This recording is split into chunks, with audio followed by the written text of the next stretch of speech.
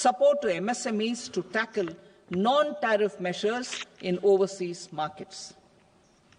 A digital public infrastructure, Bharat Trade Net, for international trade will be set up as a unified platform for trade documentation and financing solutions. This will complement the Unified Logistics Interface platform. The BTN will be aligned with international practices. Support will be provided to develop domestic manufacturing capacities for our economy's integration with global supply chains. Sectors will be identified based on objective criteria. Facilitation groups with participation of senior officers and industry representatives will be formed for select products and supply chains. Through this, there are huge opportunities related to Industry 4.0, which needs high skills and talent. Our youth have both. Our government will support the domestic electronic equipment industry to leverage this opportunity for the benefit of our youth. A national framework will be formulated as guidance to states for promoting global capability centers in emerging Tier 2 cities. This will suggest measures for enhancing availability of talent and infrastructure, building bylaw reforms, and mechanisms for collaboration with industry. Our government will facilitate upgradation of infrastructure and warehousing for air cargo, including high-value perishable horticultural produce. Cargo screening and customs protocol will be streamlined and made user-friendly. Reforms as the fuel. Over the past 10 years, our government has implemented several reforms for convenience of taxpayers, such as faceless assessment, 2, taxpayer charter, 3, faster returns, 4, almost 99% returns being on self-assessment, and 5, Vivad Se Vishwas scheme.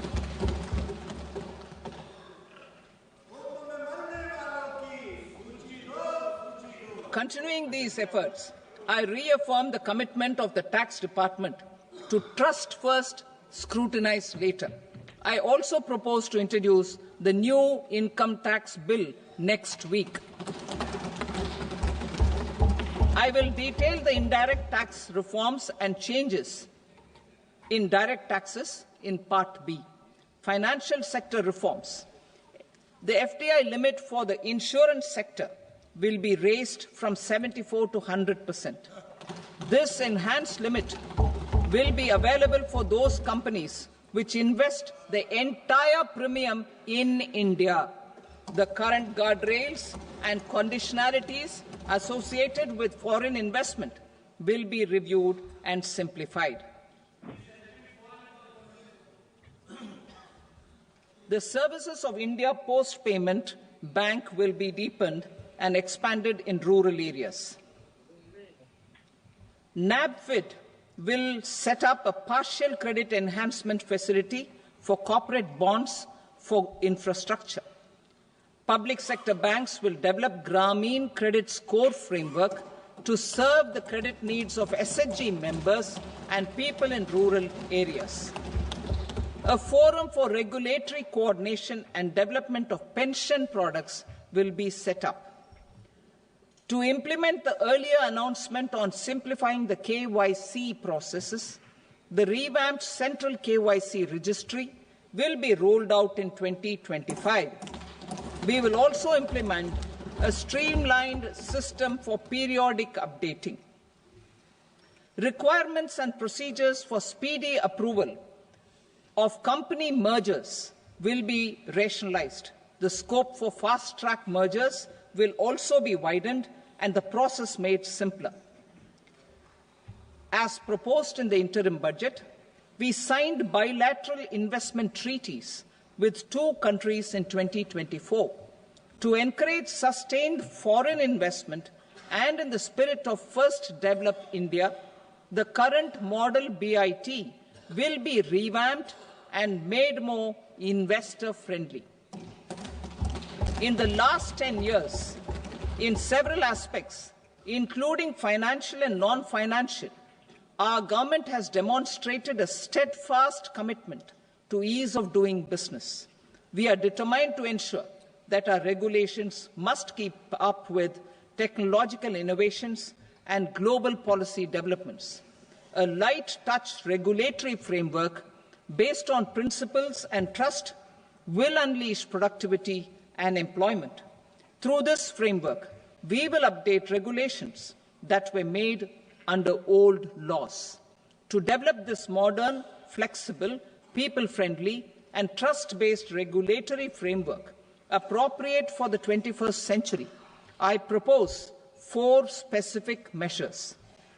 A high-level committee for regulatory reforms will be set up for a review of all non-financial sector regulations, certifications, licenses and permissions. The committee will be expected to make recommendations within a year. The objective is to strengthen trust-based economic governance and take transformational measures to enhance ease of doing business, especially in matters of inspection and compliances. States will be encouraged to join in this endeavour. An investment friendliness index of states will be launched in 2025 to further the spirit of competitive, cooperative federalism. Under the Financial Stability and Development Council, a mechanism will be set up to evaluate impact of the current financial regulations and subsidiary instructions. It will also formulate a framework to enhance their responsiveness and development of the financial sector. In the Jan Vishwas Act 2023, more than 180 legal provisions were decriminalized. Our government will now bring up the Jan Vishwas Bill 2.0 to decriminalize more than 100 provisions in various laws. I now move to fiscal policy. In the July budget, I had committed to staying the course for fiscal consolidation. Our endeavour will be to keep the fiscal deficit each year such that central government debt remains on a declining path as a percentage of the GDP. The roadmap for the next 6 years has been detailed in the FRBM statement. Revised estimates for 2024-25. The revised estimate of the total receipts other than borrowings is 31.47 lakh crore rupees, of which the net tax receipts are 25.57 lakh crore rupees. The revised estimate of the total expenditure is 47.16 lakh crore rupees, of which the capital expenditure is about 10.18 lakh crore rupees. The revised estimate of the fiscal deficit is 4.8% of the GDP. Budget estimates for 25-26. Coming to 25-26, the total receipts other than borrowings and total expenditure are estimated at 34.96 lakh crore rupees and 50.65 lakh crore rupees respectively. The net tax receipts are estimated at 28.37 lakh crore rupees. The fiscal deficit is estimated to be 4.4% of GDP.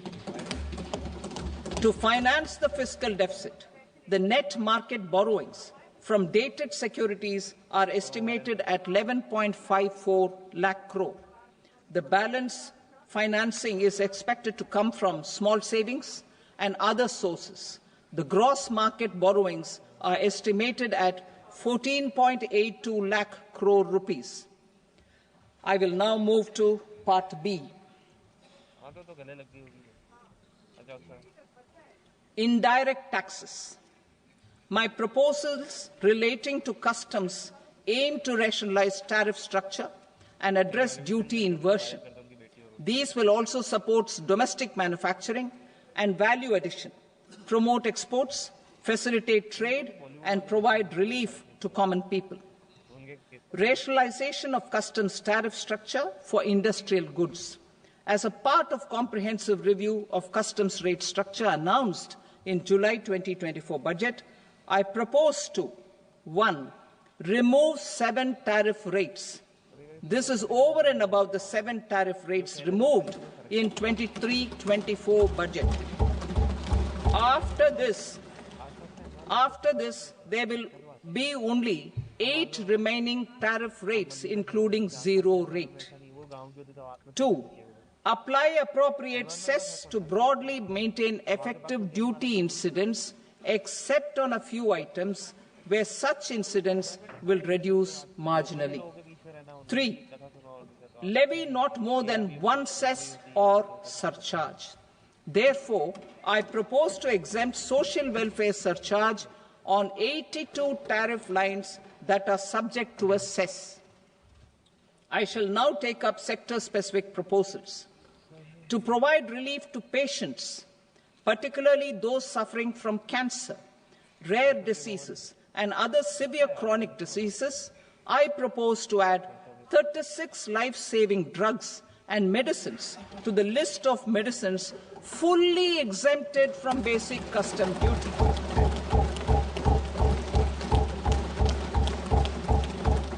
I also propose to add 6 life-saving medicines to the list attracting concessional custom duty of 5%. Full exemption and concessional duty will also respectively apply on the bulk drugs for manufacture of the above. Specified drugs and medicines under patient assistance programs run by the pharmaceutical companies are fully exempt from BCD, provided the medicines are supplied free of cost to the patients. I propose to add 37 more medicines along with 13 new patient assistance programs. Support to domestic manufacturing and value addition. Critical minerals. In the July 2024 budget, I had fully exempted BCD on 25 critical minerals that are not domestically available. I had also reduced BCD of 2 other such minerals to provide a major fillip to their processing, especially by MSMEs. Now, I propose to fully exempt cobalt powder and waste, the scrap of lithium-ion battery, lead, zinc, and 12 more critical minerals. This will help secure their availability for manufacturing in India and promote more jobs for our youth. To promote domestic production of technical textile products such as agro-textiles, medical textiles, and geotextiles at competitive prices, I propose to add 2 more types of shuttle-less looms to the list of fully exempted textile machinery. I also propose to revise the BCD rate on knitted fabrics covered by 9 tariff lines from 10 or 20 to 20% or 115 rupees per kg, whichever is higher. Electronic goods. In line with our Make in India policy and to rectify inverted duty structure, I propose to increase the BCD on interactive flat panel display from 10% to 20% and reduce the BCD to 5% on open cell and other components. In 23-24 budget, for the manufacture of open cells of LCD, LED TVs, I had reduced the BCD on parts of open cells from 5% to 2.5%. To further boost the manufacture of such open cells, the BCD on these parts will now stand exempted. Lithium-ion battery. To the list of exempted capital goods, I propose to add 35 additional capital goods for EV battery manufacturing and 28 additional capital goods for mobile phone battery manufacturing. This will boost domestic manufacture of lithium-ion batteries, both for mobile phones and for electric vehicles. Shipping sector. Considering that shipbuilding has a long gestation period, I propose to continue the exemption of BCD on raw materials, components, consumables, or parts for the manufacture of ships for another 10 years.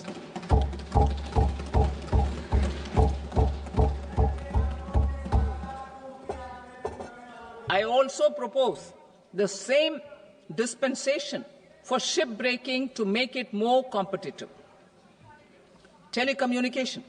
To prevent classification disputes, I propose to reduce the BCD from 20% to 10% on carrier-grade Ethernet switches to make it at par with non-carrier-grade Ethernet switches. Export promotion. To facilitate exports of handicrafts, I propose to extend the time period for export from 6 months to 1 year, further extendable by another 3 months if required. I also propose to add 9 items to the list of duty-free inputs. Leather sector. I propose to fully exempt BCD on wet blue leather to facilitate imports for domestic value addition and employment. I also propose to exempt crust leather from 20% export duty to facilitate exports by small tanners. Marine products.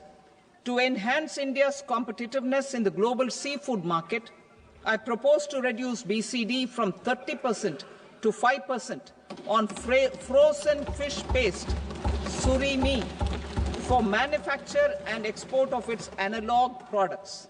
I also propose to reduce BCD from 15% to 5% on fish hydrolysates for manufacture of fish and shrimp feed. In July 2024 budget, to promote development of domestic MROs for aircraft and ships, I had extended the time limit for export of foreign origin goods that were imported for repairs from 6 months to 1 year and further extendable by 1 year. I now propose to extend the same dispensation for railway goods. Time limit for provisional assessment. Presently, the Customs Act 1962 does not provide any time limit to finalize provisional assessments, leading to uncertainty and cost to trade. As a measure of promoting ease of doing business, I propose to fix a time limit of 2 years, extendable by a year, for finalizing the provisional assessment. I propose to introduce a new provision that will enable importers or exporters, after clearance of goods, to voluntarily declare material facts and pay duty with interest but without penalty. This will incentivize voluntary compliance. However, this will not apply in cases where department has already initiated audit or investigation proceedings. For industry to better plan their imports, I propose to extend the time limit for the end use of imported inputs in the relevant rules from 6 months to 1 year. This will provide operational flexibility in view of cost and uncertainty of supply. Further, such importers will now have to file only quarterly statements instead of a monthly statement.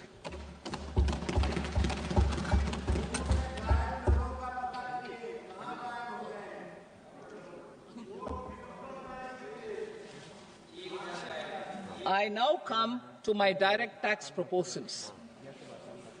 In Part A, I have briefly underlined taxation reforms as one of key reforms to realize our vision of Vikasit Bharat. In respect of criminal law, our government had earlier ushered in Bharatiya Nyaya Sanhita, replacing Bharatiya Danda Sanhita. I am happy to inform this august House and the country that for new income tax bill will carry forward the same spirit of Nyaya in its drafting as well. The new bill will be clear and direct in text, with close to half of the present law in terms of both chapters and words. It will be simple to understand for taxpayers and tax administrators, leading to tax certainty and reduced litigation. Reforms, however, are not a destination. They are means to achieve good governance for our people and economy. Providing good governance primarily involves being responsive. The Tirukkural captures this in verse 542, which reads, "Vaanokki vaazhum ulagallam, mannavan kol nokki vaazhum kudi," meaning, just as the living beings live expecting rains, citizens live expecting good governance. Our government is committed to keeping an ear to the ground and a finger on the pulse and responding while balancing our national building efforts.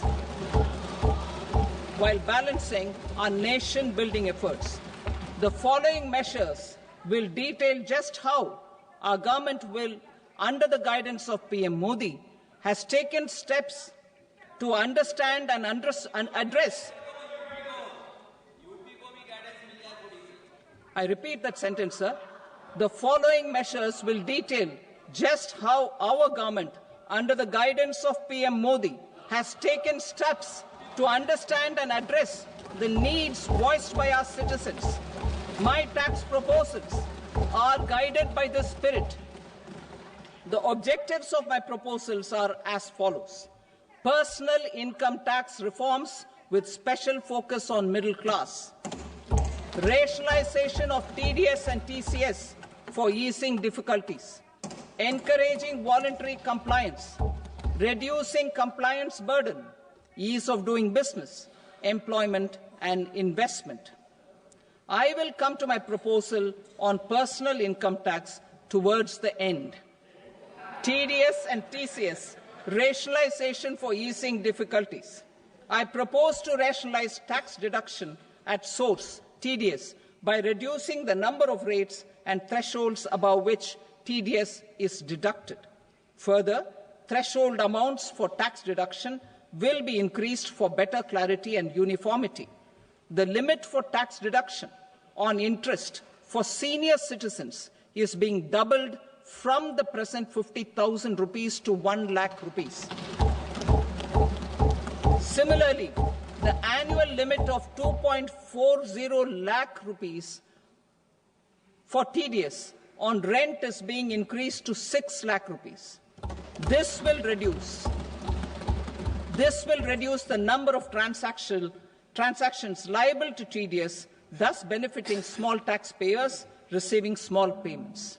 The threshold to collect tax at source, the TCS, on remittances under RBI's liberalized remittance scheme, the LRS, is proposed to be increased from 7 lakh to 10 lakhs.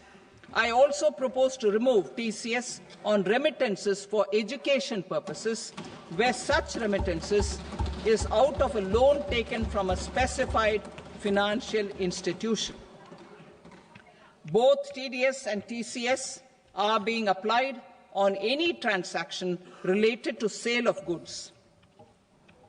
To prevent such compliance difficulties, I propose to omit the TCS.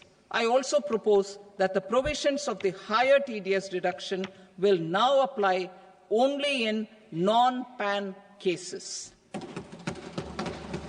In July 2024, the delay for payment of TDS up to the due date of filing statement was decriminalized. I propose to provide the same relaxation to TCS provisions as well. The government under the leadership of Prime Minister Modi believes in Sabka Saath, Sabka Vikas, Sabka Vishwas and Sabka Prayas. In line with this, we brought in updated return facility in 2022 for voluntary compliance by taxpayers who had omitted to report their correct income. Our trust in taxpayers was proved right. Nearly 90 lakh taxpayers voluntarily updated their incomes by paying additional tax. Taking this trust further, I now propose to extend the time limit to file updated returns for any assessment year from the current limit of 2 years to 4 years. I propose to reduce the compliance burden for small charitable trusts and institutions by increasing their period of registration from 5 years to 10 years. It is also proposed that disproportionate consequences do not arise for minor defaults, such as incomplete applications filed by charitable entities. Presently, taxpayers can claim the annual value of self-occupied properties as nil only on the fulfillment of certain conditions. Considering the difficulties faced by taxpayers, it is proposed to allow the benefit of 2 such self-occupied properties without any condition. To streamline the process of transfer pricing and to provide an alternative to yearly examination, I propose to introduce a scheme for determining arm's length price of international transaction for a block period of 3 years. This will be in line with global best practices. With a view to reduce litigation and provide certainty in international taxation, the scope of safe harbour rules is being expanded. A number of senior and very senior citizens have very old national savings schemes accounts.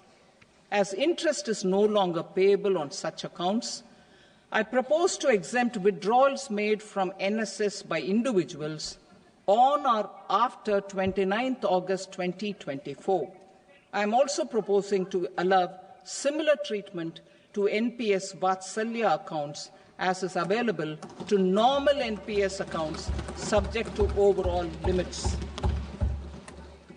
In my speech in July 2024, I had promised that all processes, including giving effect to appellate orders, shall be digitalized and made paperless over the next 2 years. So I'm happy to announce that digitalization is being made operational now. In July 2024, we brought in the Vivad Se Vishwas scheme to resolve income tax disputes pending in appeal. The scheme has received a great response, with nearly 33,000 taxpayers having availed of the scheme to settle their disputes.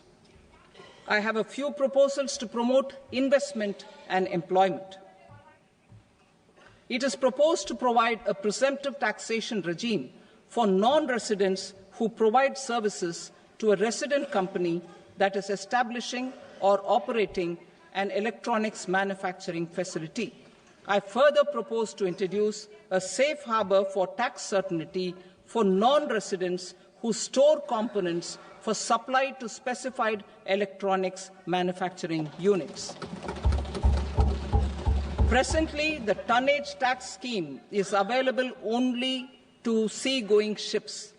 The benefits of existing tonnage tax scheme are proposed to be extended to inland vessels registered under the Indian Vessels Act 2021 to promote inland water transport in the country. Extension for incorporation of startups. We continue to support the Indian startup ecosystem. I propose to extend the period of incorporation by 5 years to allow the benefit available to startups which are incorporated before 1/4/2030.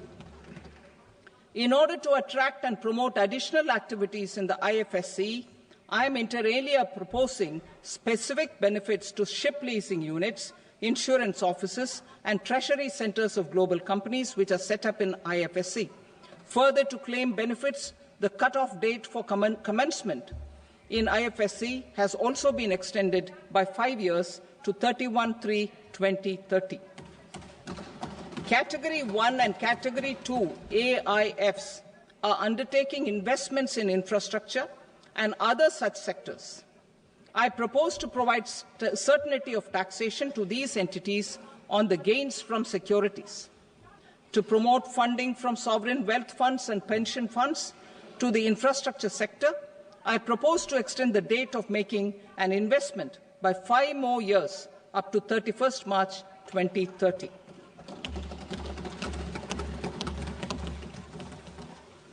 Personal income tax reforms with special focus on middle class.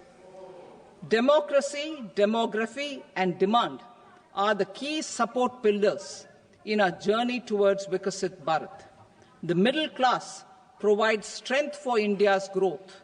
This government, under the leadership of Prime Minister Modi, has always believed in the admirable energy and ability of the middle class in nation building. In recognition of their contribution,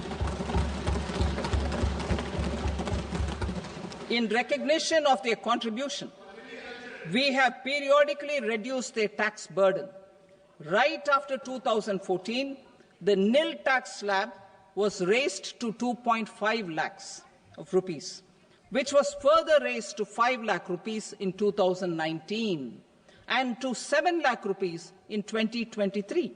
This is reflective of our government's trust on the middle class taxpayers. I am now happy to announce that there will be no income tax payable up to income of 12 lakh rupees.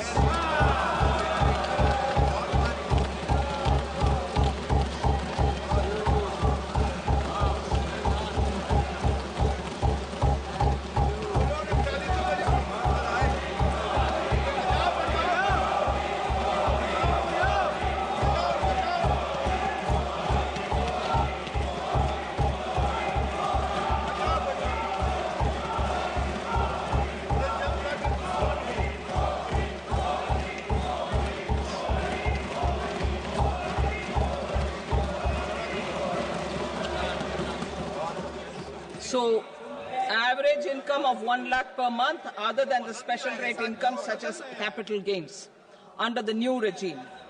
This limit will be 12.75 lakh for salaried taxpayers due to the standard deduction of 75,000.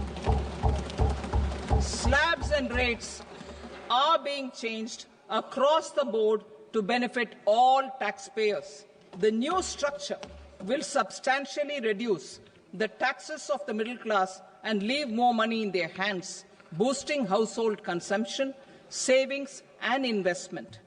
In the new tax regime, I propose to revise tax rate structures as follows: 0 to 4 lakh rupees nil, 4.8 lakh rupees to 4 to 8 lakh rupees 5%, 8 to 12 lakh rupees 10%, 12 to 16 lakh rupees 15%, 16 to 20 lakh rupees 20%, 20 to 24 lakh rupees 25%, and above 24 lakh rupees 30%.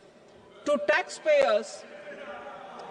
taxpayers up to 12 lakh of normal income, other than special rate income such as capital gains. I read that again. To taxpayers up to 12 lakh of income, other than special rate income such as capital gains, tax rebate is being provided in addition to the benefit due to slab rate reduction in such a manner that there is no tax payable by them. The total tax benefit of slab rate changes and rebate at different income levels can be illustrated with a few examples. A taxpayer in the new regime with an income of 12 lakh rupees will get a benefit of 80,000 rupees in tax, which is 100% of tax payable as per the existing rates. A person having income of 18 lakh rupees will get a benefit of 70,000 rupees in tax, that is 30% of tax payable as per existing rates. A person with an income of 25 lakh gets a benefit of 1,10,000 rupees, that is 25% of his tax payable as per existing rates. Details of my tax proposals are given in the annexure. As a result of these proposals, Honourable Speaker, sir, revenue of about 1 lakh crore in direct taxes and 2,600 crores in indirect taxes will be foregone. Mr. Speaker, sir, with this, I commend the budget to this august House.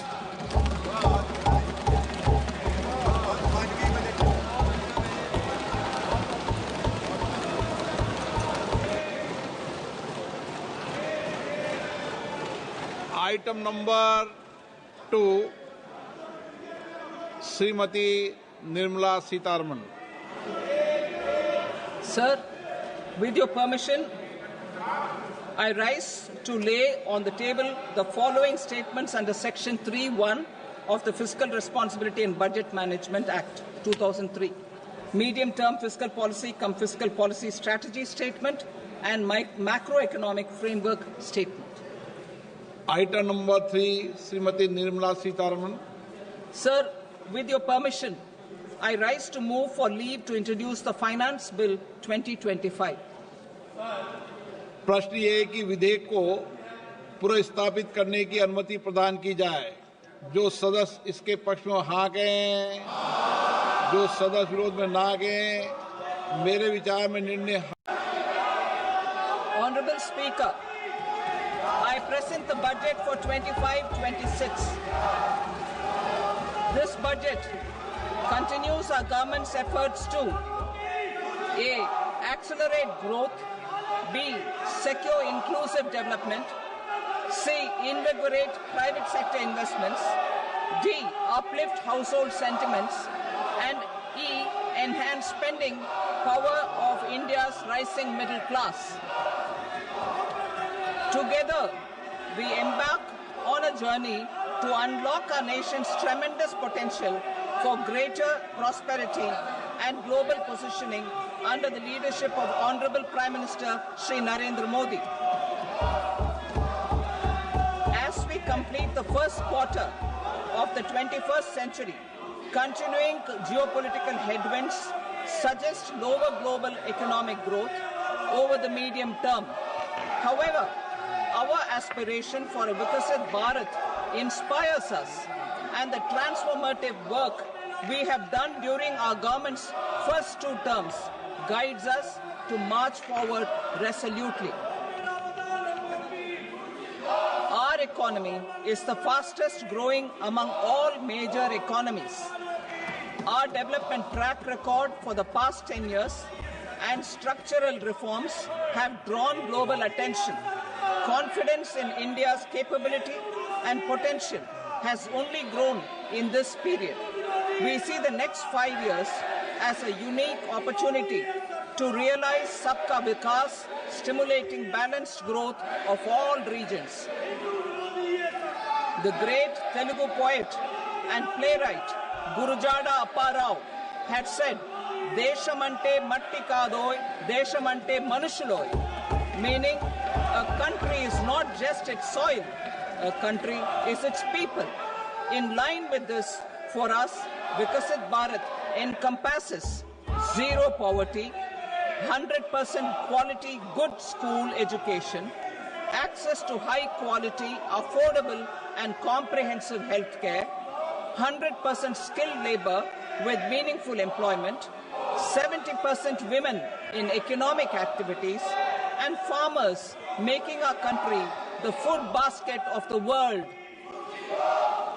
In this budget, the proposed development measures span 10 broad areas, focusing on Garib, youth, Annadata, and Nari, spurring agricultural growth and productivity, building rural prosperity and resilience, taking everyone together on an inclusive growth path, boosting manufacturing and furthering Make in India, supporting MSMEs, enabling employment-led development, investing in people, economy, and innovation, securing energy supplies, promoting exports, and nurturing innovation.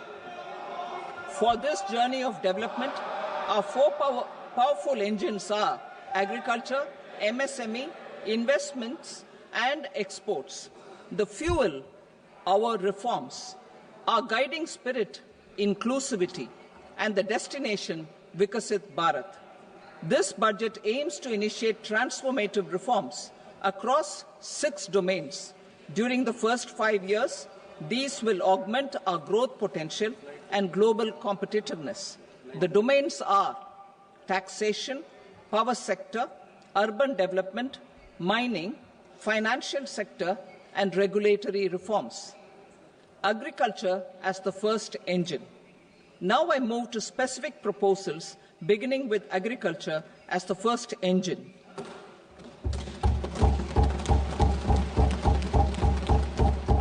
Prime Minister Dhan Dhanya Krishi Yojana, Developing Agri-Districts Program. Motivated by the success of the Aspirational District Program, our government will undertake a Prime Minister Dhan Dhanya Krishi Yojana in partnership with states. Through the convergence of existing schemes and specialized measures, the program will cover 100 districts with low productivity, moderate crop intensity, and below average credit parameters. It aims to 1. Enhance agricultural productivity, 2. Adopt crop diversification and sustainable agricultural practices, 3. Augment post-harvest storage at the panchayat and block level, 4. Improve irrigation facilities, and 5. Facilitate availability of long-term and short-term credit.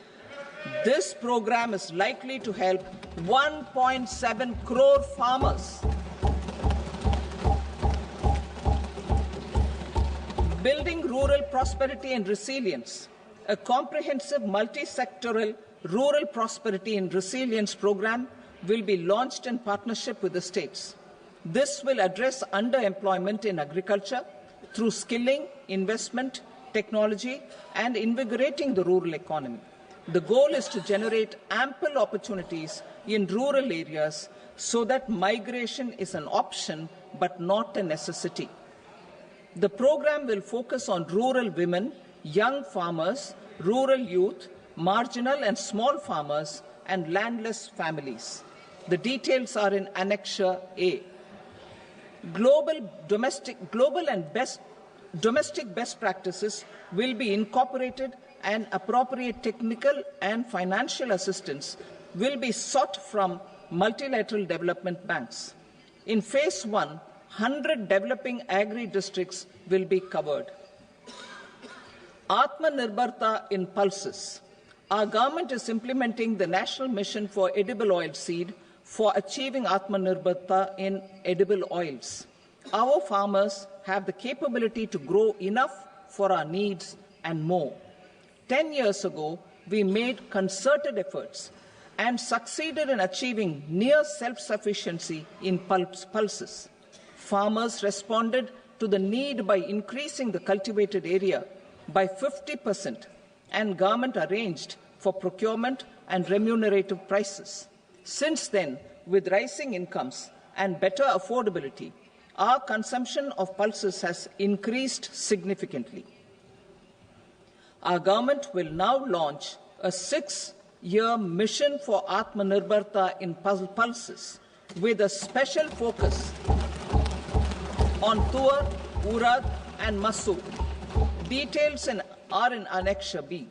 Central agencies such as NAFED and NCCF will be ready to procure these 3 pulses as much as offered during the next 4 years from farmers who register with these agencies and enter into agreements. Comprehensive program for vegetables and fruits. It is encouraging that our people are increasingly becoming aware of their nutritional needs. It is a sign of a society becoming healthier. With rising income levels, the consumption of vegetables, fruits, and Sri Anna is increasing significantly. A comprehensive program to promote production, efficient supplies, processing, and remunerative prices for farmers will be launched in partnership with the states. Appropriate institutional mechanisms for implementation and participation of farmer-producer organizations and cooperatives will be set up. Makhana Board in Bihar. For this, there is a special opportunity for the people of Bihar. A Makhana Board will be established in the state to improve production, processing, value addition, and marketing of Makhana. The people engaged in these activities will be organized into FPOs. The board will provide hand-holding and training support to Makhana farmers and will also work to ensure they receive the benefits of all relevant government schemes. A national mission on high-yielding seeds will be launched, aimed at 1. Strengthening research ecosystem, 2. Targeted development and propagation of seeds with high yield, pest resistance, and climate resilience, and 3. Commercial availability of more than 100 seed varieties released since July 2024. India ranks second largest globally in fish production and aquaculture. Seafood exports are valued at 60,000 crore rupees. To unlock the untapped potential of the marine sector, our government will bring in an enabling framework for sustainable harnessing of fisheries from Indian exclusive economic zone and high seas, with a special focus on the Andaman and Nicobar and Lakshadweep Islands. For the benefit of lakhs of cotton growing farmers, I am pleased to announce a mission for cotton productivity. This 5-year mission will facilitate significant improvements in productivity and sustainability of cotton farming and promote extra long staple cotton varieties. The best of science and technology support will be provided to farmers. Aligned with our integrated 5F vision for the textile sector, this will help in increasing incomes of the farmers and ensure a steady supply of quality cotton for rejuvenating India's traditional textile sector. Kisan credit cards facilitate short-term loans for 7.7 crore farmers, fishermen, and dairy farmers. The loan limit under modified interest subvention scheme will be enhanced from 3 lakh rupees to 5 lakh rupees for loans taken through the KCC. For Atmanirbharta in urea production, our government had reopened 3 dormant urea plants in the eastern region. To further augment urea supply, a plant with annual capacity of 12.7 lakh metric tons will be set up at Namrup in Assam.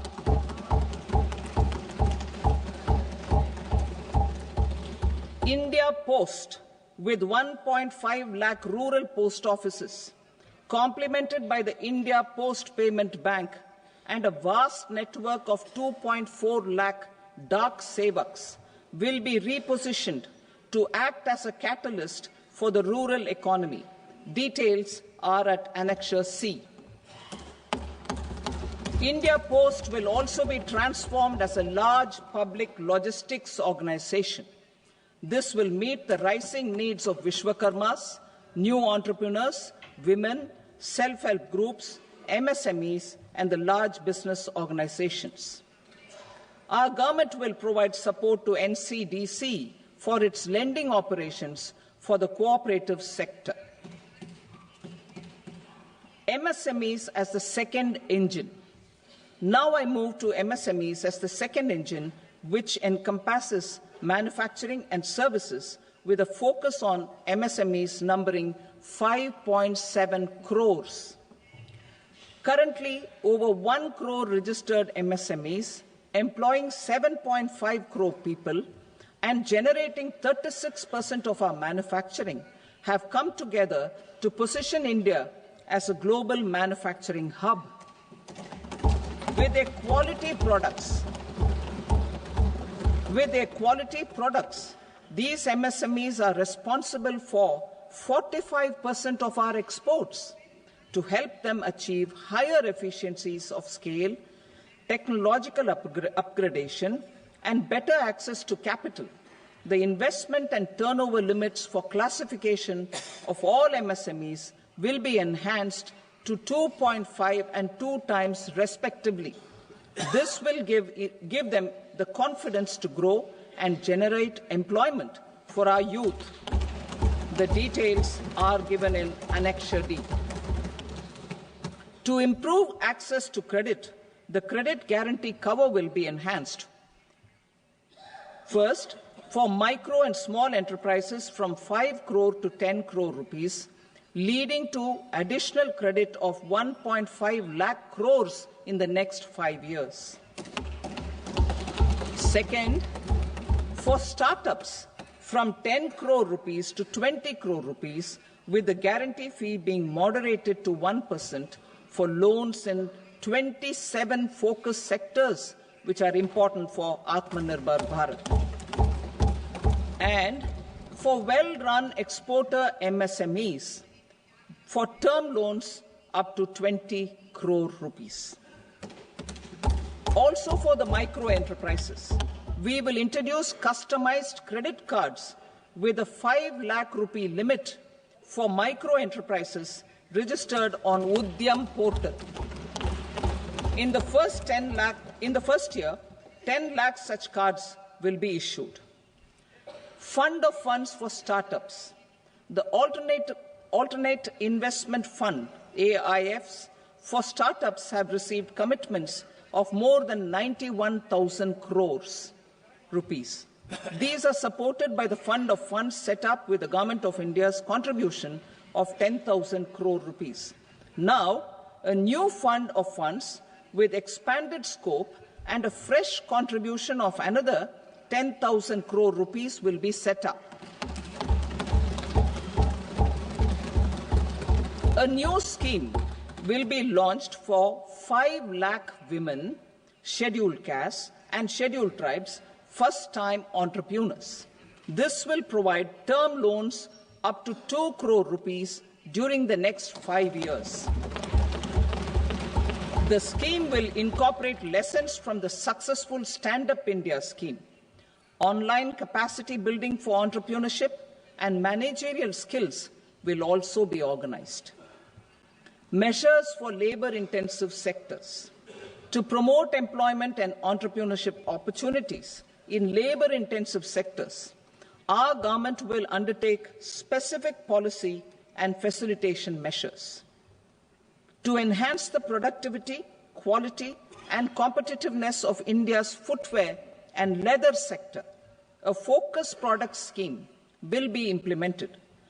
The scheme will support design capacity, component manufacturing, and machinery required for production of non-leather quality footwear, besides the support for leather footwear and products.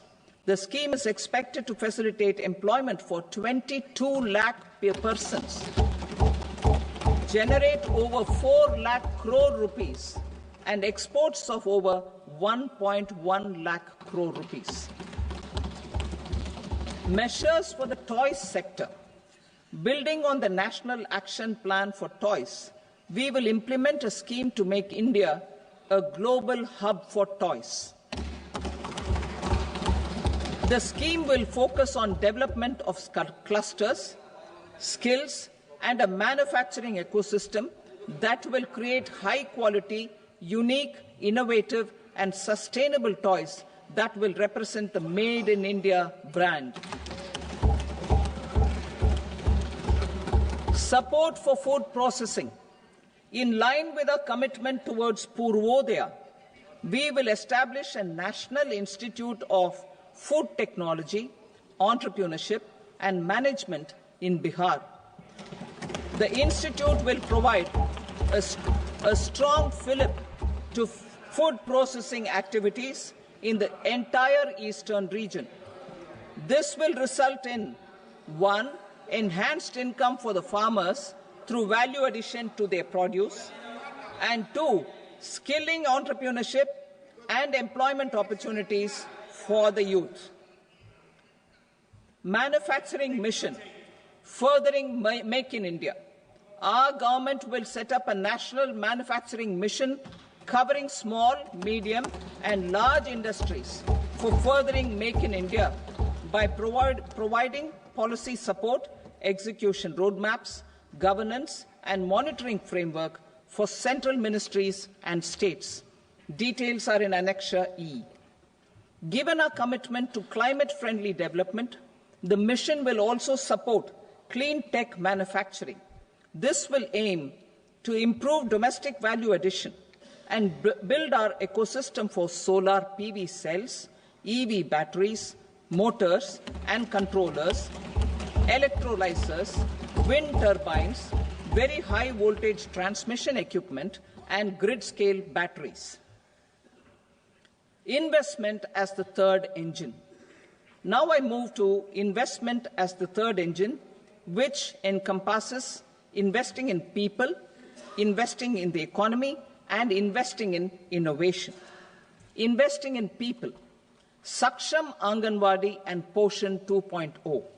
Saksham Anganwadi and Poshan 2.0 program provides nutritional support to more than 8 crore children, 1 crore pregnant women and lactating mothers all over the country, and about 20 lakh adolescent girls in aspirational districts and the Northeast region. The cost norms for these nutritional support will be enhanced appropriately. Atal Tinkering Labs. 50,000 Atal Tinkering Labs will be set up in government schools in the next 5 years to cultivate the spirit of curiosity and innovation and foster a scientific temper among young minds. Broadband connectivity to government secondary schools and PHCs. Broadband connectivity will be provided to all government secondary schools and primary health centers in rural areas under the BharatNet project. Bharatiya Bhasha Pustak Scheme.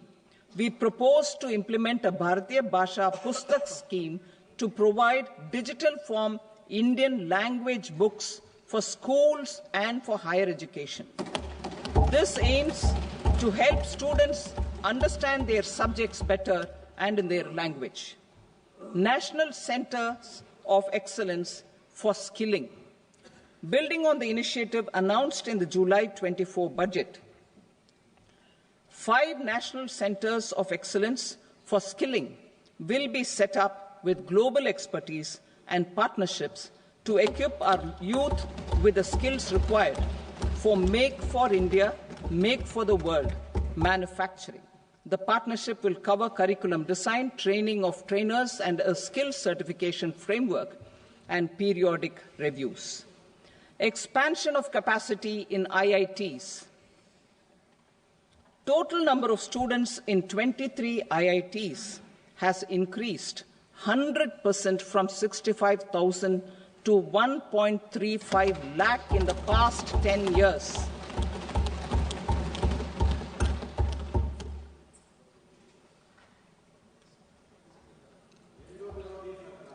Additional infrastructure will be created in the 5 IITs started after 2014 to facilitate education for 6,500 more students. Hostel and other infrastructure capacity at IIT Patna will also be expanded.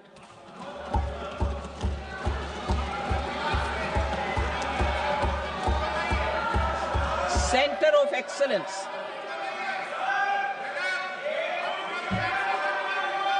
Center of Excellence in AI for Education. I had announced 3 centers of excellence in artificial intelligence for agriculture, health, and sustainable cities in 2023. Now a center of excellence in artificial intelligence for education will be set up with a total outlay of 500 crores. Expansion of medical education. Our government has added almost 1.1 lakh undergraduate and postgraduate medical education seats in 10 years, an increase of 130%. In the next year, 10,000 additional seats will be added in medical colleges and hospitals towards the goal of adding 75,000 seats in the next 5 years. Daycare cancer centers in all district hospitals. Our government will facilitate setting up of daycare cancer centers in all district hospitals, in the next 3 years. 200 centers will be established in 25-26 itself. Strengthening urban livelihoods. Our government has been giving priority to assisting urban poor and vulnerable groups. A scheme for socio-economic upliftment of urban workers will be implemented to help them improve their incomes, have sustainable livelihoods, and a better quality of life. PM Swanidhi scheme has benefited more than 68 lakh street vendors, giving them respite from high-interest informal sector loans. Building on this success, the scheme will be revamped with enhanced loans from banks, UPI-linked credit cards with 30,000 rupees limit, and capacity building support. Social Security Scheme for welfare of online platform workers. Gig workers of online platforms provide great dynamism to the new age services economy. Recognizing their contribution, our government will arrange for their identity cards and registration on the e-Shram portal. They will be provided health care under PM Jan Arogya Yojana. This measure is likely to assist nearly 1 crore gig workers.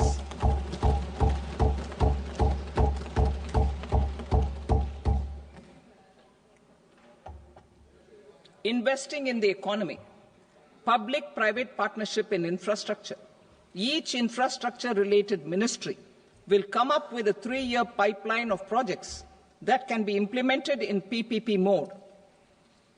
States will also be encouraged to do so and can seek support from the India Infrastructure Project Development Fund, which is a scheme to prepare PPP proposals.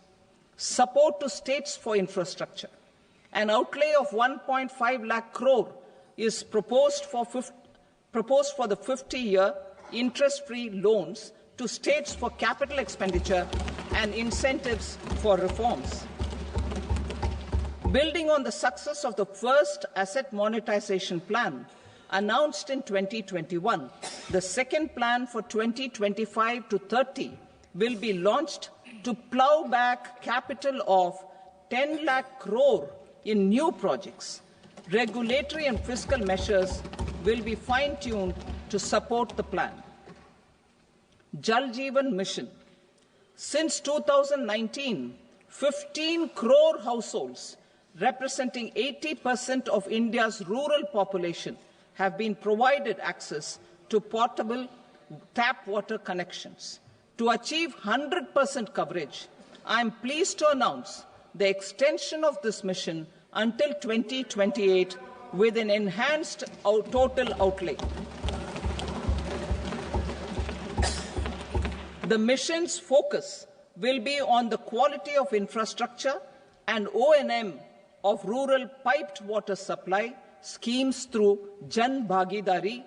A separate MOU or separate MOUs will be signed with the states and union territories to ensure sustainability and citizen-centric water services delivery. Urban sector reforms. Building on the July budget proposals, urban sector reforms related to governance, municipal services, urban land and planning will be incentivized. Urban Challenge Fund. The government will set up an urban challenge fund of 1 lakh crore rupees to implement the proposals for cities as growth hubs, creative redevelopment of cities, and for water and sanitation purposes announced in the July budget. This fund will finance up to 25% of the cost of bankable projects, with a stipulation that at least 50% of the cost is funded from bonds, bank loans, and PPPs. An allocation of 10,000 crore is proposed in 2025-26. Power sector reforms. We will incentivize electricity distribution reforms and augmentation of intra-state transmission capacity by states. This will improve financial health and capacity of electricity companies. Additional borrowing of 0.5% of GSDP will be allowed to states contingent on these reforms. Nuclear energy mission for Vikasit Bharat. Development of at least 100 gigawatt of nuclear energy by 2047 is essential for our energy transition efforts. For an active partnership with the private sector towards this goal, amendments to the Atomic Energy Act and the Civil Liability for Nuclear Damage Act will be taken up. A nuclear energy mission for research and development of small modular reactors with an outlay of 20,000 crore will be set up. At least 5 indigenously developed small modular reactors will be operationalized by 2033. Shipbuilding. The shipbuilding financial assistance policy will be revamped to address cost disadvantages. This will also include credit notes for shipbreaking in Indian yards to promote the circular economy.